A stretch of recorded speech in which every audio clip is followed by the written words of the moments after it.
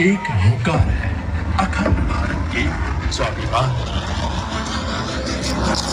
नड़ाबेट से शुरू होकर दांडी तक का यह सफर सिर्फ 3000 किलोमीटर की दूरी नहीं, यह है उन 50 से अधिक सीमावर्ती गांवों की जीवंत गाथा। 51 गाड़ियों का यह कारवां, 200 साथी, एक शहीद रथ और एक एलईडी ट्रक, जो दिखा रहा है आज का नया भारत। आतंकवाद के खिलाफ उठे निर्णायक कदम और वैश्विक मंच पर भारत की बदलती भूमिका। इस यात्रा का हर पड़ाव एक प्रेरणा है। हर गांव में भारत माता की आरती, हर चौराहे पर तिरंगे का सम्मान और हर दिन देशभक्ति का जज्बा जगा। 1 लाख से ज्यादा पोस्ट कार्ड्स के जरिए देश के सिपाहियों तक आम जन निर्णायक क्षमता की श्रेणी है। फिर देखिए हमारे नीले आसमान में परचम लहराती भारतीय वायुसेना को। अपाचे हेलीकॉप्टर के समुद्री सीमाओं की पहरेदारी और जरूरत पड़ने पर सैकड़ों किलोमीटर दूर दुश्मन को मात देना भारत की नई पहचान है।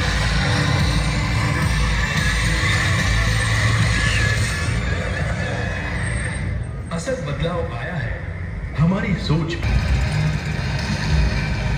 $130 बिलियन के बजट से आधुनिक tank, missile, radar, drone, worship, सब कुछ हमारी ही धरती पर तैयार हो रहा है। हर सैनिक, एयरमैन और लोग आज की रक्षा क्रांति सिर्फ सेनाओं की जीत नहीं, पूरे यही है डिफेंस क्रांति। ताकत, तकनीक,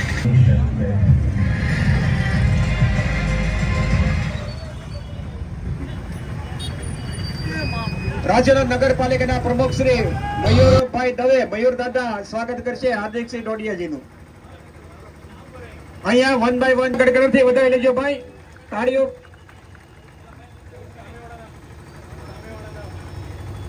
ત્યારબાદ આપણા રાજુલા શહેર ભાજપના પ્રમુખ શ્રી વંદરાભાઈ કરશે। રાજુલા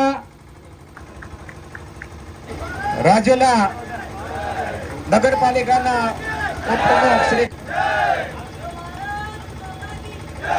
નગર, ત્યારબાદ આકાશભાઈ ગૌસ્વામી, મહામંત્રી શ્રી રાજુલા શહેર ભાજપ, આકાશભાઈ ગૌસ્વામી એમના। ત્યારબાદ અમે છે આપણા લોક લાડેલા ધારાસભ્ય શ્રી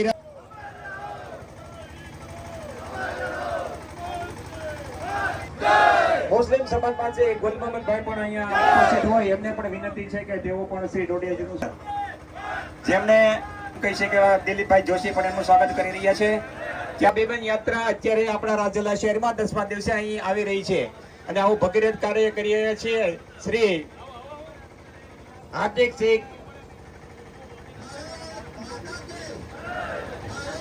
ચિંતનભાઈ હર્ષદરાય ઠાકર, તેઓ પણ શ્રી ડોડિયાજીનું સ્વાગત કરશે। અને ત્યારબાદ એબીવીપીના સંયોજક પણ અહીંયા ઉપસ્થિત હોય, નામ નથી અહીંયા સંયોજક,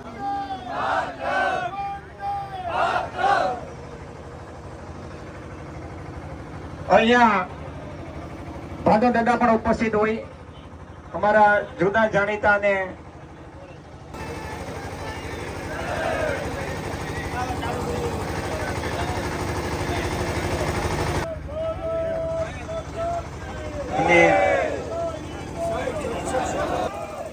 અને ત્યારબાદ નગરપાલિકા પ્રમુખ, સંગઠનના પ્રમુખ પણ એમને પણ શ્રી હાર્દિક સિંહજી સ્વાગત કરવા માંગે છે। નગરપાલિકાના પ્રમુખ અને સંગઠનના પ્રમુખનું એમની ટીમ કરશે। નગરપાલિકાના પ્રમુખ અને શહેર તાલુકા ભાજપના પ્રમુખનું સ્વાગત કરવા માંગે છે।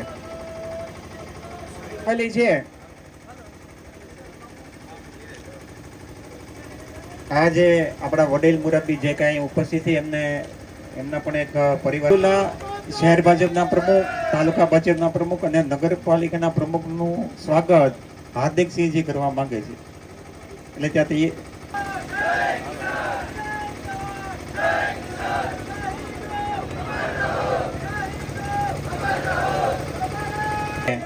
આપણા જે ગુજરાત યુવા ભાજપ પ્રદેશના જે હાર્દિકસિંહજી છે એ પોતાનું ઉદ્બોધન કરવાના છે. એ બધે બરોબર છે, આપણે મહેરબાની કરીને દરેક લોકો અવાજ કેમ ધીમો છે?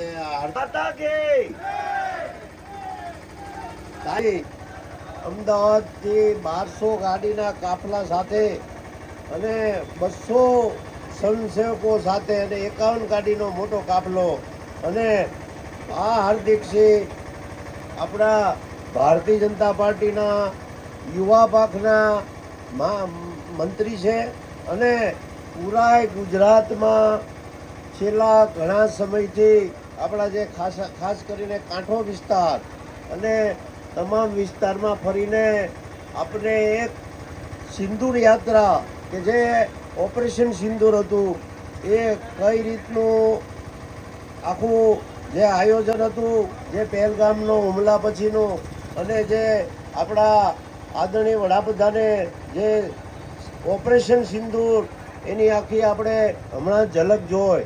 તો આ હાર્દિકસિંહ ડોડિયા અત્યારે જે એની જે શહીદ વીરો કે જે આપણા ભાઈઓ અને જે આપણા શહીદો થઈ ગયા છે, અહીંયા આપણા જે ફોટોગ્રાફ છે, એ સિંદૂર યાત્રા લાંબા સમયથી પોતે એક અથાગ મહેનતથી આજે આખો કાર્યક્રમ કર્યો છે.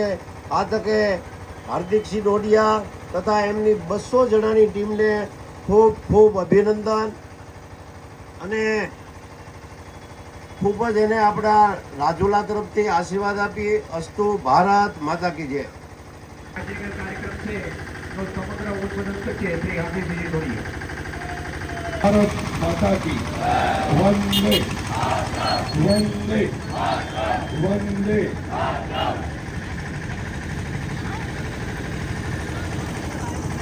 આમ તો છેલ્લા 10 દિવસથી દરરોજની 6-7 જગ્યાએ બોલવાનું થાય છે એટલે અવાજમાં થોડું 19-20 છે. એના માટે આપણે આજે સતત કાર્યક્રમની ચિંતા કરી છે એવા અમારા પ્રમુખશ્રી, આવો તમે પણ આવો, પ્લીઝ પ્લીઝ પ્લીઝ આવો આવો. પાર્ટીના વડીલશ્રીઓ, ભારતીય જનતા પાર્ટી દેશ હિત અને દેશ પ્રેમ કરનારી પાર્ટી, એની વિચારધારા સાથે હું સંકળાયેલો છું.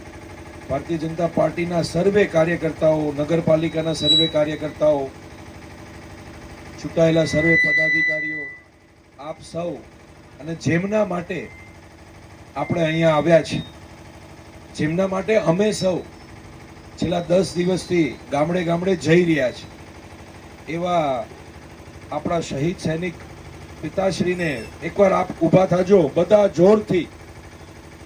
ભારત માતા કી. અને એમના પુત્રની શહીદી માટે આપણા 26 લોકો જે શહીદ થયા છે એમના માટે આપણે 2 મિનિટ ઊભા થઈ જાઓ.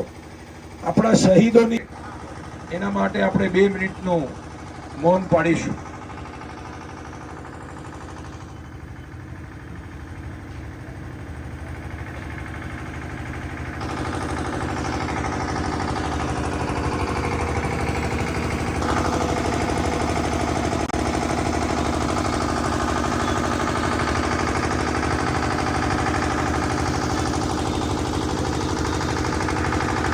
ઓમ શાંતિ.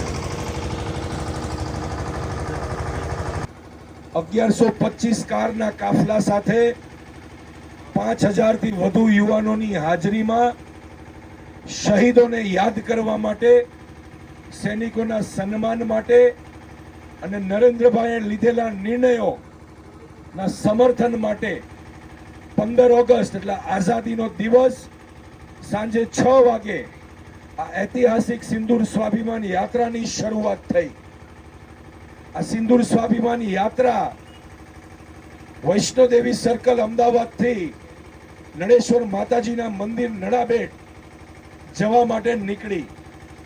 16મી ઓગસ્ટે સવારે નળેશ્વર માતાજીના આશીર્વાદ લઈ આ સિંદૂર સ્વાભિમાન યાત્રા જે હેતુ, જે ભાવ, જે તાત્પર્ય સાથે અમે કાઢી, એનો પહેલો પ્રસંગ બોર્ડરનું નડાબેટનું 0.5 જિલ્લાનું પ્રથમ ગામ નડાબેટમાં અસંખ્ય BSF ના જવાનો, આર્મીના જવાનોને નતમસ્તક થઈ એમનો આભાર વ્યક્ત કરી, એમના જીવન ગાથા, જીવન સંઘર્ષોની ચર્ચા કરી અમે આ સિંધુ સ્વાભિમાન યાત્રાની શરૂઆત નડાબેટથી કરી.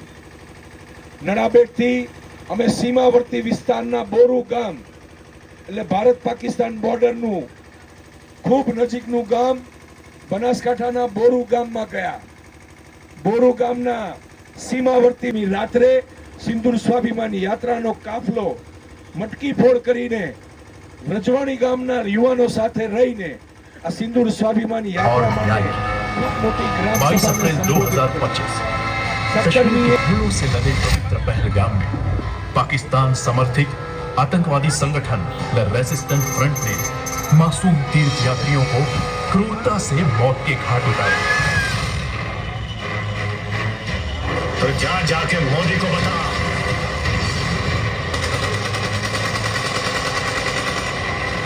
उनमें से 26 थे भारत के बेटे बेटियां और एक नेपाली नागरिक.